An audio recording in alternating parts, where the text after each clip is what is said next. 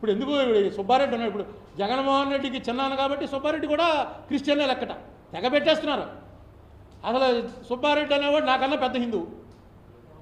సుబ్బారెడ్డి భార్య అయితే ఆ పొద్దున్నే వాళ్ళ ఇంట్లో నల్లావు ఉంటుంది, ఆ నల్లావుకు దండం పెట్టుకుని కానీ ఆవిడ ఏ పని చేయదు.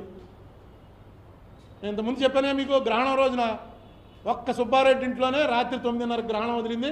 గ్రహణ స్నానం చేసి ఆ తర్వాత వంట చేసుకుని ఢిల్లీలో భార్య అక్కడ లేదు, తను ఒక్కడే ఉన్నాడు.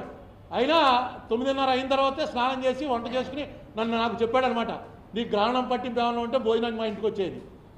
నేను ఇంటికి వచ్చాక మా ఆవిడ చెప్పింది, ఈవేళ నీ నక్షత్రానికి పట్టిందిట, నువ్వు ఎక్కడైనా సరే స్నానం చేసి కానీ భోజనం చేయకని. అసలు మొత్తం గ్రహణం చేసే పెద్ద పంతులు గారు ఇక్కడ ఉన్నాడని చెప్పి సుబ్బారెడ్డి దగ్గరికి పోయి అక్కడ భోజనం చేశాను. ఇప్పుడు ఈ మధ్య 3-4 ఏళ్ల క్రితం. మరి ఈవిడ విజయలక్ష్మి గారు బైబిల్ అట్టుకెళ్తుందనే కదా, ఆ పక్కనే ఆవిడ ఆవును తోలుకుంటూ ఆవిడ చెల్లెలు వెళ్తుంది. అదే మన కల్చరు. దాన్ని ఎలాగా ఇచ్చేసేస్తున్నారంటే, ఎంత నీచ స్థితికి తయారు చేస్తున్నారంటే